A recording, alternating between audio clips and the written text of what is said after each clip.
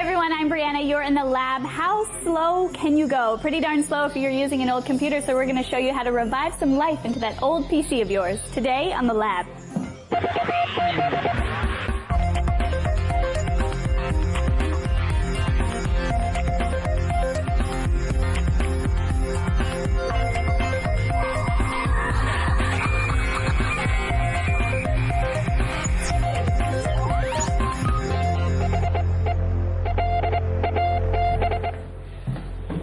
Hey, how are you? Good to see you and welcome. It's time for The Lab. Leo Laporte here, and I am so excited about this show. Episode 193. We're getting close to 200. Close. Not Brianna quite. McIver, how are you today? I'm good. How are you? 200 will be should we have a big party, a celebration? Some cake? I've been planning it for months. I bet you have. David Ripa's here. He's going to show us. He is the free geek, not the fee geek. Very important. He's going to show us how to take a really old PC and keep it alive, as you said. Yeah. Bill Jellin is going to show us how to use Excel in the classroom. He's Mr. Excel, you know. And we'll also talk with Chris Krug. Good stuff. He's a photographer, so he's going to show you some stuff for your photos. But then you're going to show us a really neat way to kind of share your photos. To have your own photos shipped right to your doorstep. Yeah, I really like this. Click of a button. Yeah, So really neat way to make a coffee table book, really, out of your own photos. Mm-hmm. All that's coming up. This is a show where we show you how to use technology, how to get the most out of it, how to have fun with it, how to change your life, how to change the world. It's not a big deal, just how to change the world. Let's get our first call on the air here. What do you say? I say that's a great idea. This is Daniel. He's from Markham, Ontario. Markham, Ontario. Hello, Daniel. Hello, Leo. How are you today? I'm fantastic. How are you doing? I am fantastic myself. What can I do for you? Well, I've got a really bizarre problem here. I've got somebody's laptop that I was trying to help them out with. Okay. And it's really weird. Whenever turning it on at their house, it would go to a blue screen right away. Okay. I took it back to my house and it seemed to work fine, and I took it to work and seems to work fine there, and bring it back to his house, turn it on, and the blue screen's only at his house. Only at his house. He even took it to his daughter's house, and it seems to work fine there. He brings it back home, blue screen. You're going to make my head explode. Okay, it's a laptop. He's not necessarily plugging it in, is he? We tried it without plugging in power. We don't have any peripherals plugged in. And sometimes, occasionally, a bad power in a house will cause the computers to be less reliable if the power is flaky. But obviously, a laptop, that's not going to be an issue because it's got the battery, and even when you plug it in, the battery is conditioning the power. Are you using Wi-Fi? Well, it does have Wi-Fi. We're not connecting to anything, but we did try one thing which took us a step closer to solving the problem. Yes. We disabled the wireless adapter. Although it works fine at 3 different locations, we disabled it and it didn't crash on them. Oh, that's interesting. Well, clearly no, it's the wireless adapter. Yeah, so there's something with that, but why? It's probably software that's running. Why would it do it in his house is the question. What is different about his wireless access point? Does he have encryption turned on it? It is encrypted. WEP or WPA? It's using WEP. WEP. And do you use WEP at home? Yes, I had the same type of encryption, yeah. I mean, you have narrowed it down. I mean, this is the great thing about troubleshooting. You slowly eliminate variables, and eventually you're going to find something that is a clue, and that's a major clue. When the Wi-Fi card is turned off, it doesn't crash. So there's some interaction that's happening at his house alone. It's got to be with the Wi-Fi. It's got to have something to do with his wireless access point. He must be using. That's why I asked about the encryption. It could be the encryption. Here's what I suspect, and what I would try.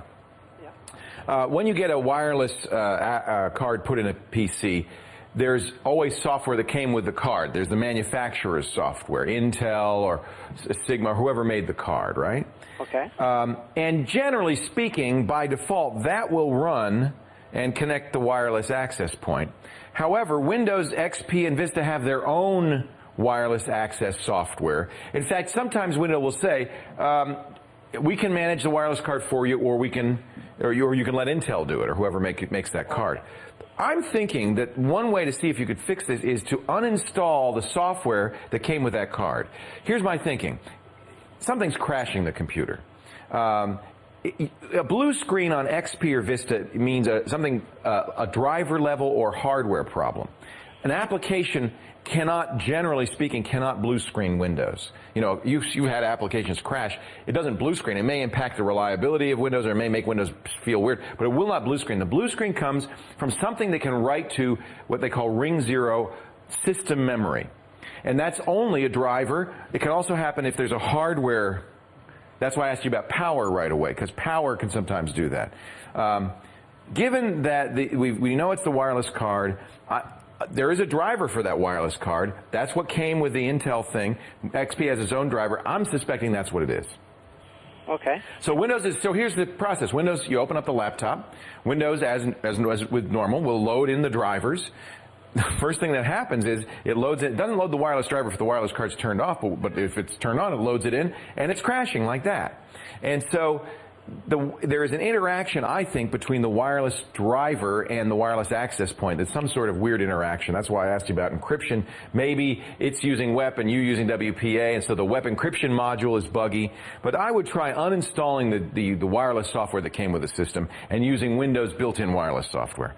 Okay, yeah, we actually tried to disable his wireless router to try that, and it was actually still crashing even with his wireless router. And there are no wireless signals visible in the area? I don't recall any others. See, if there are other signals, it could still be.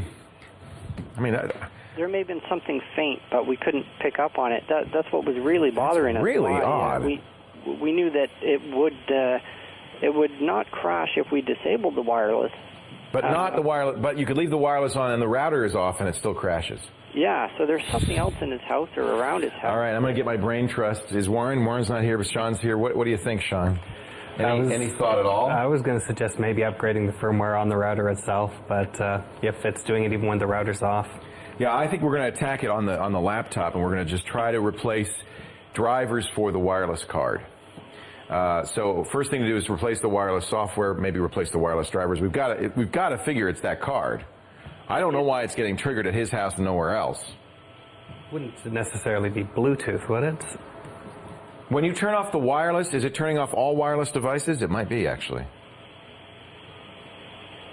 Do you turn off all wireless devices? Is it a switch on the computer, or are you doing it in software? We just went in the device manager and disabled the wireless adapter. And that wouldn't be it. Okay. Some machines have a switch that turns off all wireless devices, an airplane switch. That would be Bluetooth. You're right.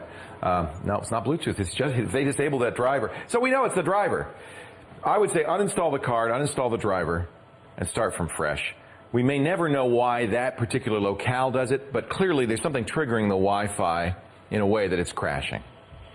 Yeah. So replacing the software is going to be almost certainly. It is a driver. It's going to be that Wi-Fi driver. You're going to want to replace that. First thing to do is uninstall the software that came with it. Often that software is really awful. I mean, I strongly recommend not using the software that comes with Wi-Fi cards, but using XP to manage your Wi-Fi connection anyway. It's almost always better to do that. Boy, you got us. I'll tell you, Daniel, if you ever figure out what it is, would you send me an email? Yeah, well, actually, I think I can tell you. I mean, we kind of went at that route, and in the end, we did get that going. So. Oh, you did, and what was it? Changing the driver?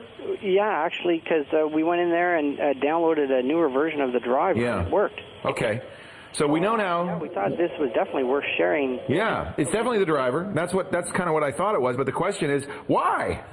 And all I can think is there is some Wi-Fi going on in that area. It's picking up something. You know, it might not be picking up a Wi-Fi access point. It might be picking up a cordless phone at 2.4 gigahertz or a baby monitor. There's something at 2.4 gigahertz at the Wi-Fi frequency that it thinks is a Wi-Fi router. It's connecting and it's dying. And good, you updated the firmware or the software, the driver. That's clearly what the problem was. It was poorly written software. I suspect there's a 2.4 gigahertz something. Ask him about his baby monitor, his cell phone, his microwave. It's something in there. Even if the Wi-Fi router's not on, something's triggering it. Yeah, of course, he couldn't answer those questions. Well, how would you know? That's a great story, Daniel. That's a ghost, I'll tell you. I love it. Oh, yeah, it was very freaky. I'm glad you were able to fix it. Yeah, well, thank you very much. Thanks, Daniel. We were able to track down what it was. We just don't know why. Why is the big question. All right, coming up in just a little bit, Daniel Ripa, he's going to recycle your old PC by putting a brand new operating system on it. That's going to be a lot of fun. Chris Krug has some photo stuff, too. A lot of great things coming up. You stay right here.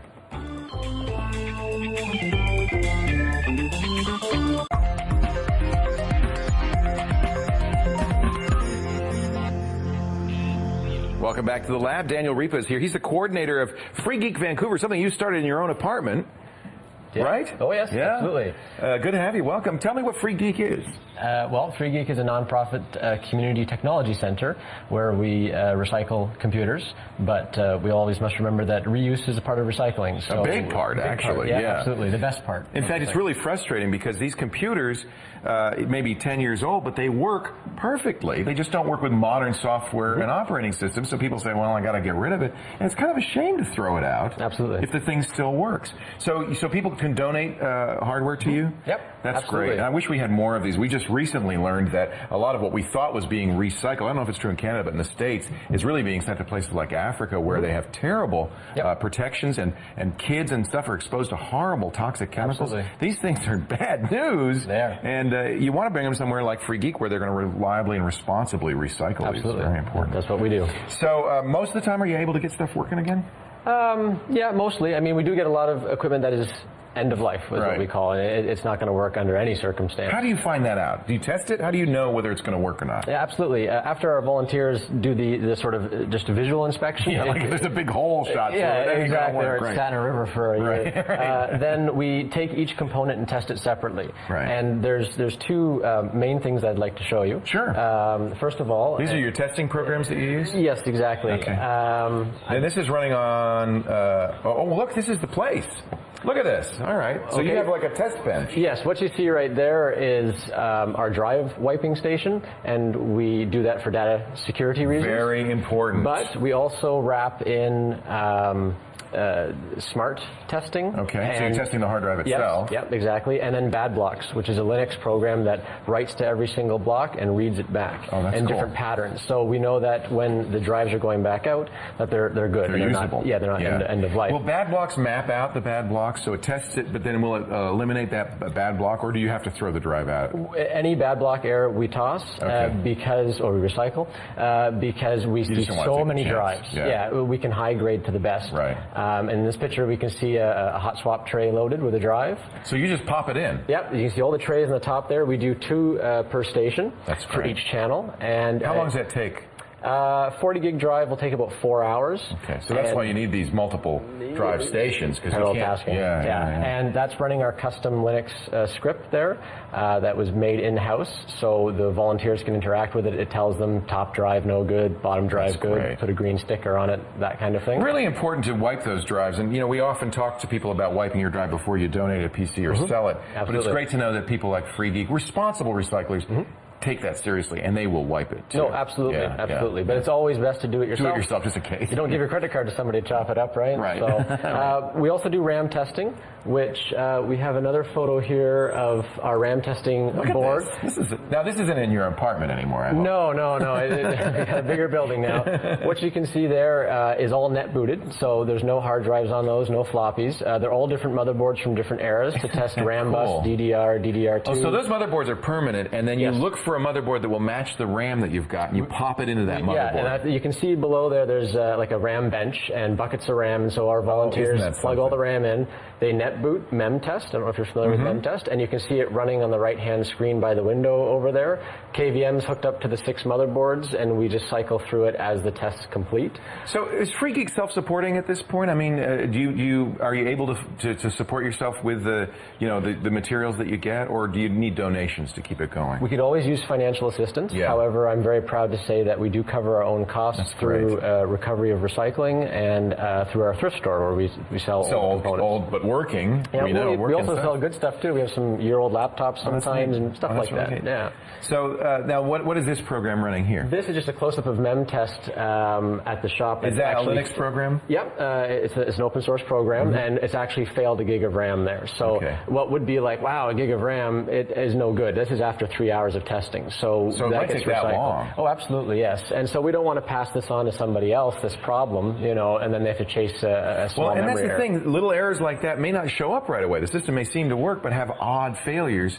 So this is really valuable to get that kind of... When you're getting equipment from Free Geek, obviously you're getting equipment that is more thoroughly tested sometimes than commercial brand new gear. I mean, they don't do that. Absolutely. Yeah. And what's great about using Linux for all this is the being able to customize it. Right. To say, you know what, we need it to do this, you know, and so it does that, and it's great having a programmer in-house to do all that. And then hanging everything off of LTSP, which is a Linux terminal server project. Okay. Basically, you have one big server, very powerful, running a whole bunch of clients like I brought in today. So this is interesting. This is an old Dell Optiplex. Now, you weren't able to turn this into a working computer again, really. It could, but it would be slow by itself. Yeah.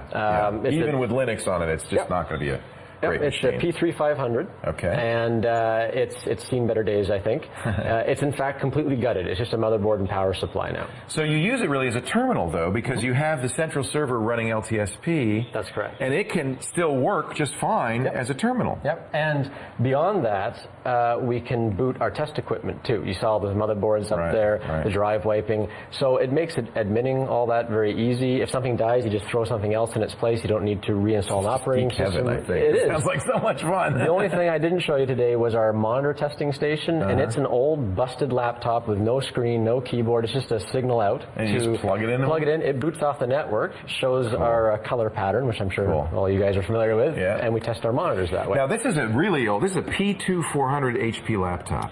P2400, yes. That is ancient, with just 256 megs of RAM. Yep. And yet you're running, it looks like you're running an operating system on there. This is Xubuntu, or Zubuntu as some people call it. I never know how to call it either. Linux, Debian, we'll call it Xubuntu. It's Xubuntu for today.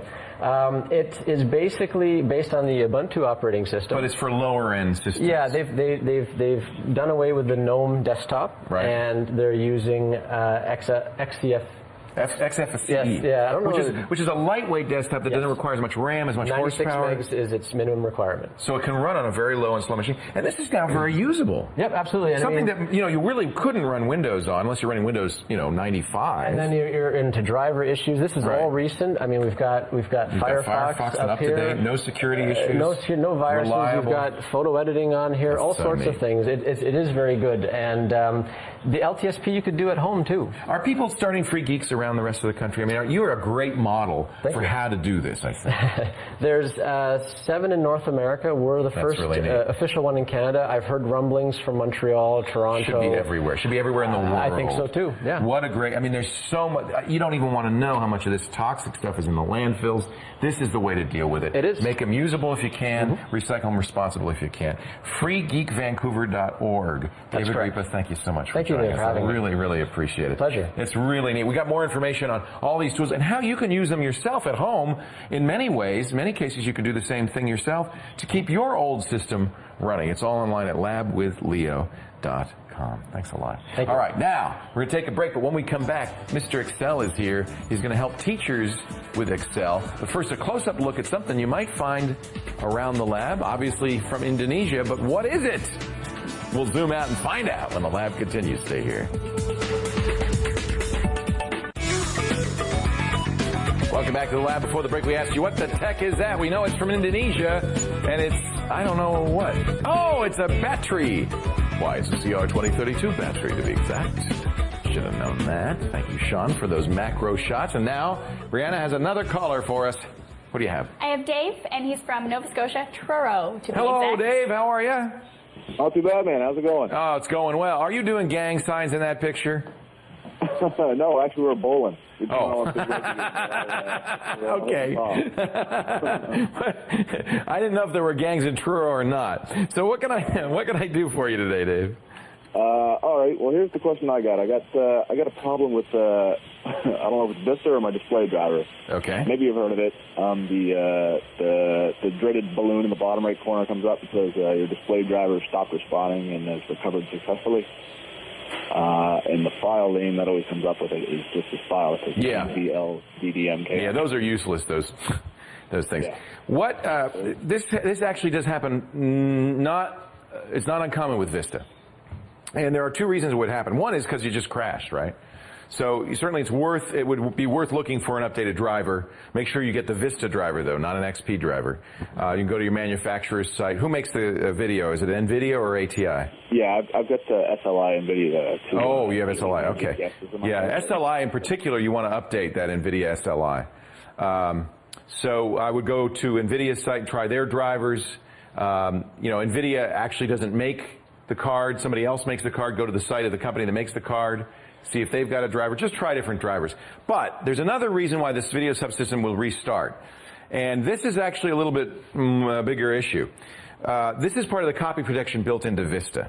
And it was one of the criticisms people laid at the foot of Vista is, in order for Vista to play back high-definition content, what they called premium content, whether it's audio, video, or something else that's protected, they had to build in a lot of new features into Vista specifically for that purpose. One of them is considered by a lot of people to be very, undesirable. It does it periodically. Vista will check a variety of parameters, voltage on your video card, things like that, to see if you're trying to copy movies. And if it notices something out of the ordinary, that it in some way might link to piracy, it restarts the video subsystem. And that's the error you're getting, is that the video subsystem has been restarted. It's actually, in some cases, I'm not saying necessarily that's what's happening to you. You certainly want to update your driver to make sure it's not that. But in some cases, a perfectly good driver, this happens periodically. And it's not something to worry about. Even if you're watching a movie, it'll be a slight glitch. It won't be a long-term thing, but it resets the video system. That's what that message is saying. The video system was reset, was restarted. And what they don't tell you is that could happen because they think you're stealing stuff. So this was very controversial when Microsoft said we're going to put this in. A lot of people criticize it. I think it's one of the reasons Vista is not as reliable as we would like it to be, is not as powerful, is not as useful. It's one of the criticisms I lay at the foot of Vista. So it may be there's nothing you can do about it. It may be that your video card, if it's SLI especially, the voltages are very critical there. It could be that, you're drawing a lot of power all of a sudden, and it says, uh-oh, what's he up to? And it restarts the subsystem. Yeah, it's usually when I run the full screen games, when it comes up the most. And now, it also could be overheating. So I do want you to really make sure you update your driver. You make sure that you're doing SLI. You've got two very powerful video cards. The fans on those things and the heat sinks are huge. Yeah. There's a lot of heat coming off of them. Make sure you're getting good flow through, that you're getting, when I use SLI on my machine, it gets hot and the fans can start to ramp up. They get very noisy. It could also just be overheating. But generally, if it's overheating, it won't be a quick reset. You'll see some more serious issues. So there's three different, you've now added another cause. It could just be getting hot. If it does happen when you're playing games, though, it could also be a slight voltage drop that's triggering this copy protection scheme, which I find extremely annoying. Yeah. I'll try to be nice. Microsoft and NVIDIA both don't seem to want to touch the subject online too much in their forums, but I got the drivers, and we'll try those things. Do what you can, and keep it cool, and then hope that that's going to fix it. Okay? Good. All right. Yeah, thank you so much for the call. I really appreciate it. Vista drives people crazy in so many ways, and this is a particularly invidious one that it's really invidious. Get it? That it's really driving people crazy. All right, time for Sean's shiny. It's not so shiny. In fact, it looks like a rock. It is a rock. Oh. Why are you showing me a rock? It's free. It's free. You can get them on any beach or gravel What is roads. this? Well, this actually is a little travel case for a new set of headphones. Watch. So, inside there the you rock. go. You just passed the Are You Smarter Than the 3-Year-Old test. Oh, this is cool. Now, do these come with the headphones? All of this comes with the headphones. These are it's Ultimate a little Ears. set. It's from Ultimate Ears, a company you may know. They do custom molding for inside your ear. They do great headsets, yeah. I like the little small container. That's nice. Right, so it's a good travel container, but the headphones themselves are what makes this really good. So Ultimate Ears generally does higher end stuff. Yes. This is more for the consumers. Okay. For your iPhone, yes. So it's an iPhone. It's got the 3 rings on it. It's got the 3 rings and the smaller plug to fit into the recessed jack on the iPhone. And it's got a microphone. It has a microphone, and if you look further down the cable, it's even got a little multi-function button right there. So if we use that to pause music to go to the next song. Right, yeah, and if you flip it around, it actually has a little phone on that. So You know it's a phone. You know it's a phone. So how much are these? These are $149. Not cheap, but for a company like Ultimate Ears, that's actually a bargain. Yeah, and if they're really good headphones, I think it's a great idea, because that's the problem is with the iPhone, you've been kind of stuck using the iPhone's own headphones, which are not great. Right. So they sound excellent, as you'd expect, and we can try them out if you like. That's great. Oh, you passed the second part of the Are You Smart? No, I've had an iPhone, I know. In fact, I think I owned this one at one point. So, pros and cons, shinies and not. Well, there you go. The Pros sounds great, works with the iPhone, and it does come with the travel case. Oh, and it does come with an adapter, so you can actually use it with regular jacks. So don't only have a 2 thing. Oh, that's actually very handy, yeah. The downside, they're all light colored, so they're going to discolor, and earwax doesn't look very good on light colored on the little ear things, yeah. The multifunction button as well is really tiny, so you can miss it, or it's hard to get a grip on. Well, you get used to it, though. And the converter will take a little bit of dB off of your signal, so it will be quieter. Ultimate Ears Superfy for the iPhone. Yes, indeed. Very cool. Thank you so much. Adapters right there. Coming up in just a bit, Chris Krug is here. He's going to do some fun photography. He is a great photographer, fashion photographer. And then Mr. Excel, Bill Jelen, will help teachers. But right now, it's our quick quiz question of the day. You know that new Adobe Air everybody's all excited about? What does AIR stand for? Apollo Interactive Runtime? Apollo, I think, was the code name. Advanced Internet Runtime, Adobe Integrated Runtime, or it's not short for anything. Go to the website. Think about it. Study. We'll have a quiz a little later on.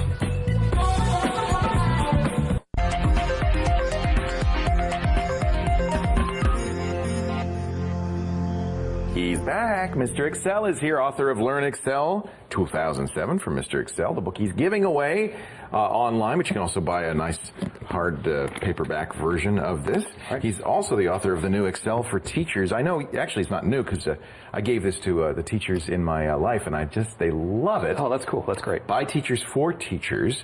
These are ways that you could use Excel in the classroom. Right. 25 different ways to use Excel in the classroom. And in the course of that, I know a lot of teachers are sort of afraid of technology. So we wrote the book at a couple levels. One, just download the spreadsheet and use it. Right. Which is great. If you want to get in and actually learn how to do it, if you would follow all 25 examples through, you would know everything there is to know about Excel. You'd actually become an Excel expert by just doing this. Right. That's a good way to learn Excel, is doing stuff you need to do anyway. Exactly. Because you'll learn the skills that you're going to use again and again. So obviously there's grade books you could use. There's for class lists, attendance. But there's a lot more you can do with it. Sure, yeah. So I have a few examples here today to walk through. The first one is just tracking attendance. So it's not anything scary at all. We just have a list of students down the left-hand side. And we put dates across the top. Now, the one kind of fancy thing I did here with the dates is I went into Format Cells. They're sideways.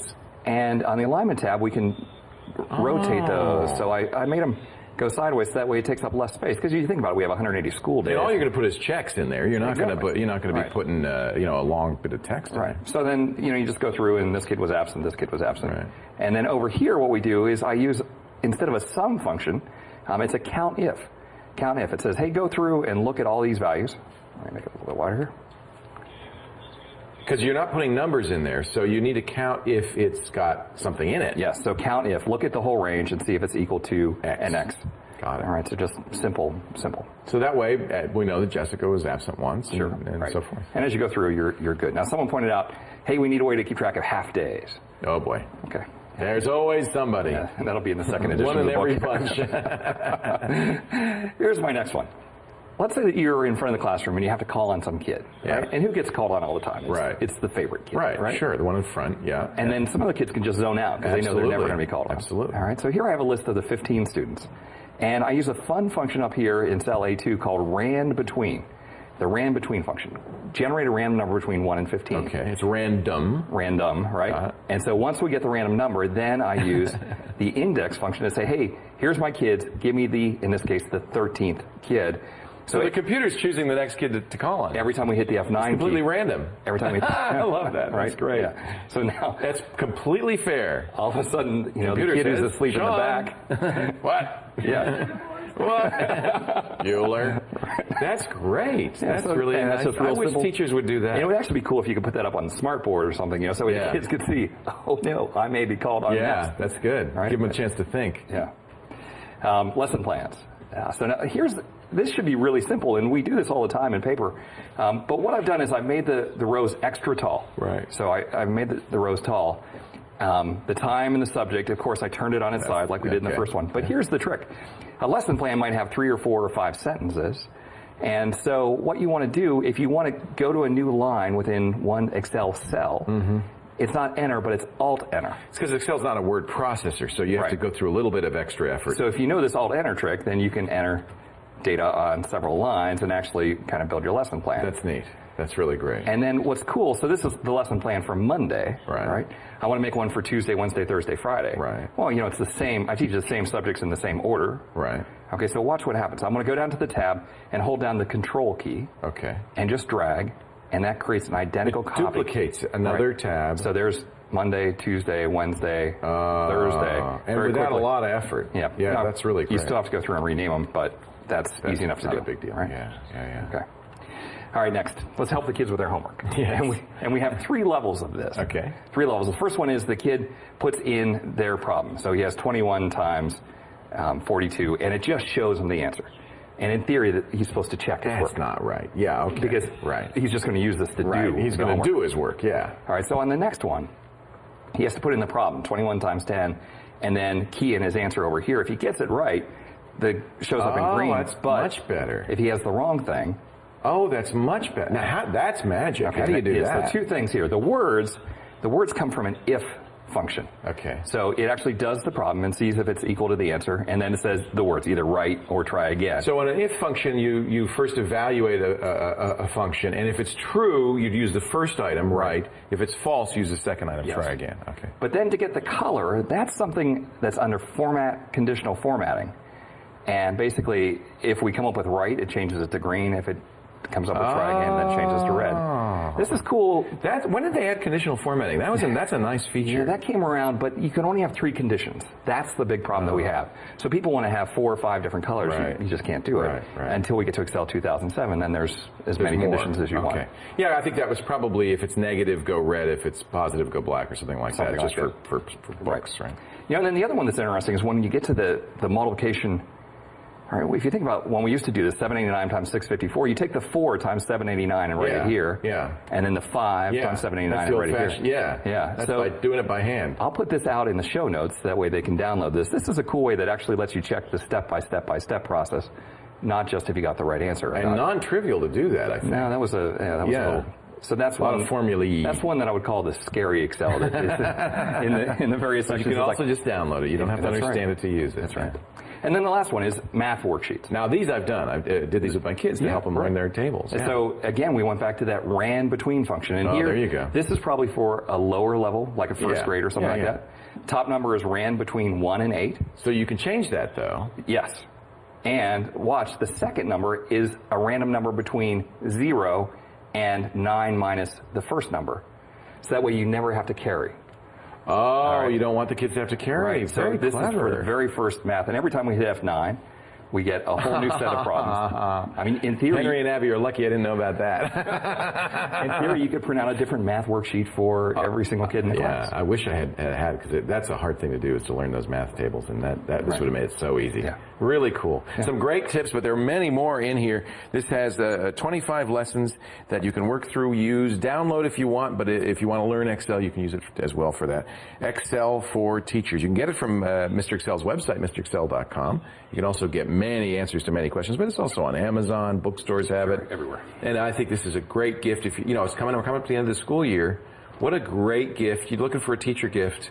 Give them an apple and this. Right. You can give them an Apple computer if you want, but an apple, I was thinking a piece of fruit. But an Apple computer would be even better. And this, and they're going to be really happy. I mean, they're going to come back in the fall and say, I'm ready to go. I'm ready to go. Yeah. Thank you, Mr. Excel. Always a pleasure. Really appreciate it. MrExcel.com. All right, Chris Cruz coming up in just a little bit. Are you a photographer? We've got some great tricks for you to trick out your photos as the lab continues. Don't go away.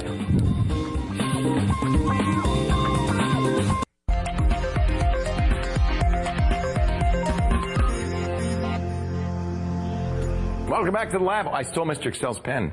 Look, MrExcel.com, your one-stop shop for Mr. Excel solutions. Thank you, Mr. Excel. I didn't mean to do that, though. If you want it back, you can have it. All right. And now we get another caller on here. Brianna, who do you have? I have Nick from Toronto, Ontario. Oh, I know him. Yeah, everyone does. We all seem to know Nick. No. Hey, Nick, how are you? Good. How are you, Leo? I'm wonderful. Are you a best man or a groom in that picture? Oh, prom date. Prom date. How exciting. What can I do for you? I've recently gone to a lot deeper into sort of software, and it's really been pressing my current laptop. Okay. So I'm looking at getting like a desktop replacement kind of thing. What software are you using? I'm running Vista, which is the right there. Operating system. Problem numero uno. It takes a lot of RAM. Well, I've completely tidied it up. I don't have any of the translucents going. It's basically XP in a lot of ways. Yeah, you turn off Arrow and all that stuff. It gets a little bit faster. Yeah. But I'm running programs like 3D Max, Photoshop. Yeah, that's hard even on the best of times on a laptop because a laptop just isn't as full powered as a desktop. So I understand you want to move. Exactly, but the problem is I work with clients a lot, and my laptop needs to be able to come with me. So you don't need a desktop. You need a desktop replacement, kind of. Yeah, exactly. Sort of the most powerful laptop I can find. Well, the good news is Intel really has made these laptop chips, the Penryn chips, Penryn chips, very powerful.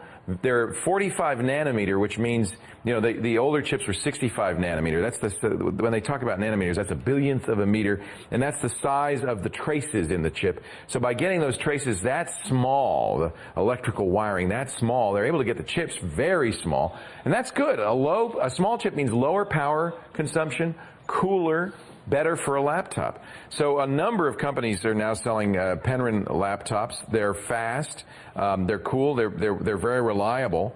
You said you have clients?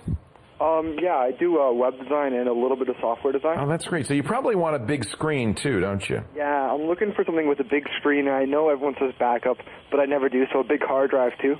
Big screen, big hard drive, big power. Yeah, I've been looking at things like the Gateway P171XL. Yeah, I'm not a big Gateway. I'll be honest, I'm not a big Gateway fan. My dad has a Gateway, and I don't like it either. That's Well, tell Dad that you're going to branch out from the family tree a little bit here. You can. I mean, there are companies like HP and Dell that make these these are really not exactly laptops. They're portable computers. This is the M2010. These have 20-inch screens.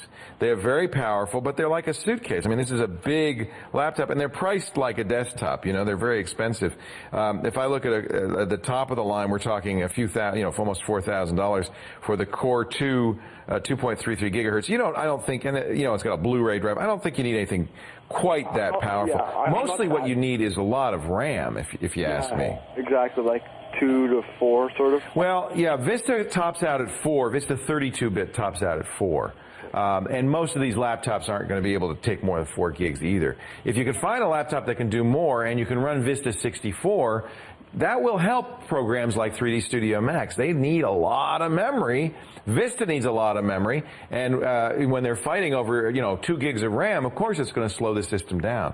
So max the RAM, absolutely.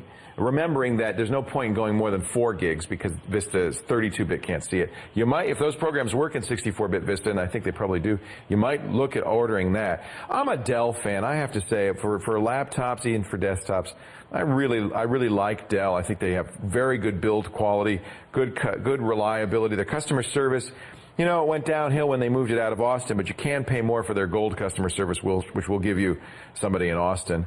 I think they make really great stuff. I'm not sure I'd recommend the 2010. I saw this the other day at a Starbucks, and it was like, what the heck? What are you looking at over there, Sean? The Eurocom? Eurocom, yeah. A while back, Apple was boasting about how their MacBook Pro was the fastest Vista machine on the planet, and then Eurocom came and This is actually faster? They said it is faster. I'm not sure it's this model. I have to say, I do not recommend AMD chips. They are hotter. They are not as fast. I used to love AMD, and I'm sure they'll come back, and thank goodness they exist because they keep Intel honest, but they do have Core 2s as well. This particular one is AMD 64, so it would do 64-bit. Yeah, any chip now will do 64-bit. I would absolutely go with an Intel Core 2. I would go with as much RAM as you can get. You can now get 250 gig hard drives. I like the XPSs. The XPS 1530 is a widescreen. It's a beautiful notebook, not very expensive, and I think they're going to give you as much power as any notebook computer is going to give you.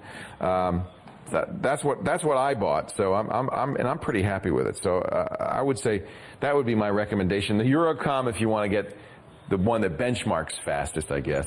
But I never even heard of Eurocom, so they're a Canadian company. Oh, they are? Well, in that case, we want to go Canadian, right, Nick? Yeah. Yeah. Is it EUROCOM? Okay, and have you tried Eurocom? I've tried Eurocom. They're a little bit less pretty than the Apples, obviously, but they are pretty solid. For speed, this is the top of the line. For speed, and they got SLI on board, and all that other stuff. Nick, I stand corrected. Eurocom. Eurocom, and not AMD though. Get the Core 2. They okay. have those too. All right, we're going to take a walk over to the wild side. At least the Jules the cool side. The cool side. The cool Jules. Ryan Jules. Time for a free file of the day. What do you got for us? We know games are big, video games. So, but for people that just like, what's going on with these video games? I got a couple of websites here that can it's like entry level into. You want to get in the know, but I do because I love video games, but I'm completely out of touch. But I don't like reading a lot, so these sites are all just about videos. Pictures? Videos. Oh, video. Videos. So the first one is GameVideos.com. Cool. And the reason I recommend this first is that it's pretty manageable. You have a hot list, which basically is the top 60 videos that they have that are based on how many people are watching it, how many people are rating it. So I'm just going to play a quick video right here. And the video quality is great. You can go full screen. It's Flash, obviously, player. And the other thing is that you have your recently added videos down here. And so this is actually a Turok. I think videos are really the way to learn about games because you want to see what they look like. It's all about the visuals. This is Awakening the Giants, making of Turok, actually made here at Greedy. I can't wait to see. I want to play Turok so bad. So this site is manageable. Now, if you want to get crazy, you want to get into forums and you want to get into lots of interviews and stuff, GameTrailers.com. So that's a great site.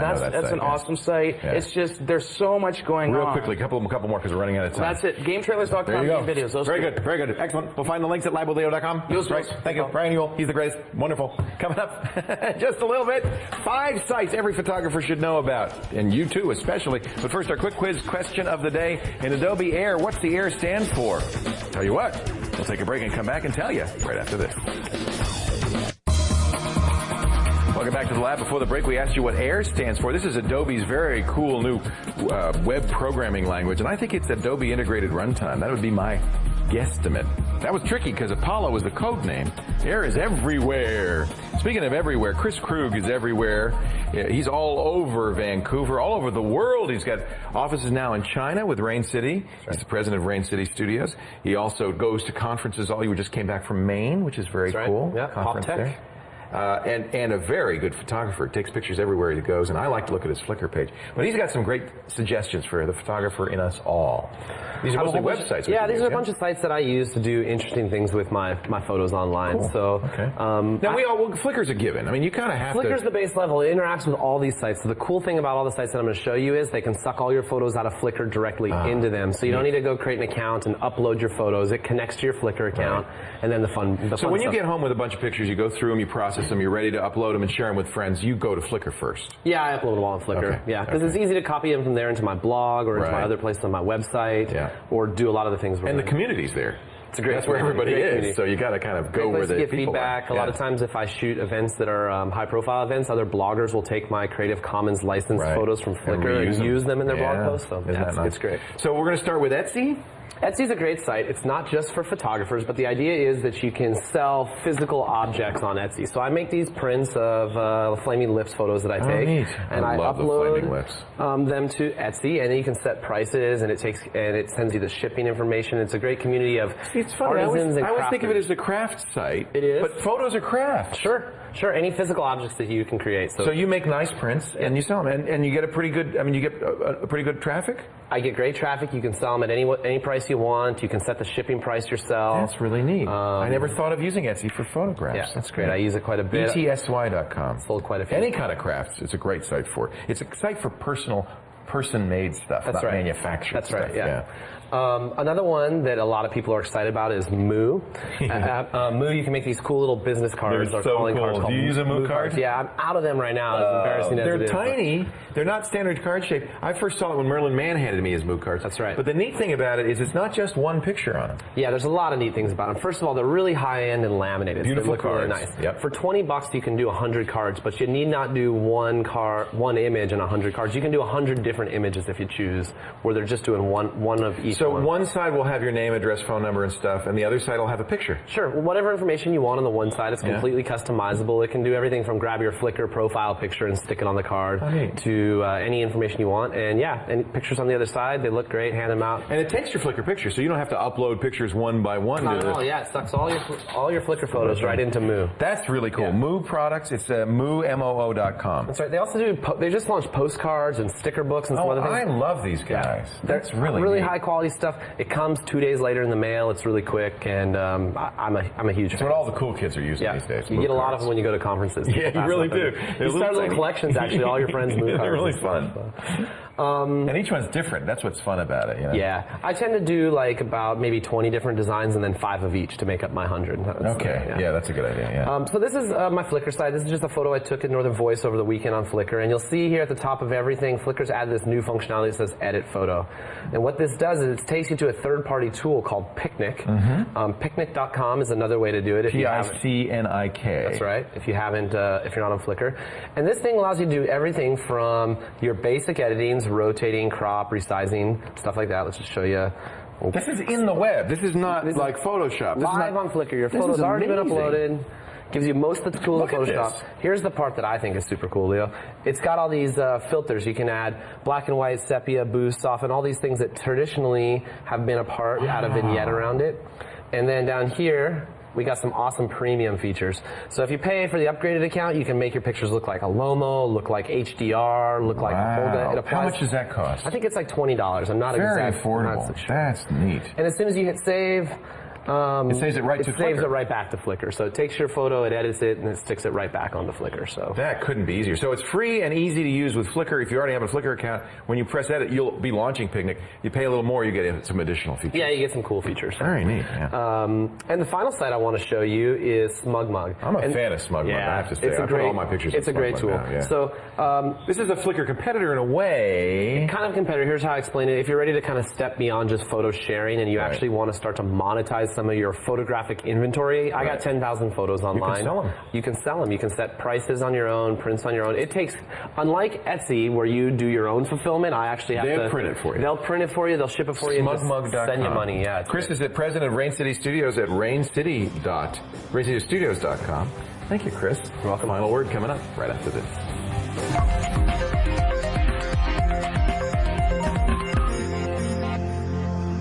As long as we're talking photos, look what Brianna made. This is really beautiful. My friend used iPhoto in her computer, and you can just create a book and print it, and covered book. Yeah, and they ship it right to your door. That. And it's like coffee table book, and the quality of the prints is beautiful. They're really beautiful. So there's one more thing you can do with your photos. $70 it costs though, but I mean, shipped right to your door, so that's good. Hey, I think it's worth it.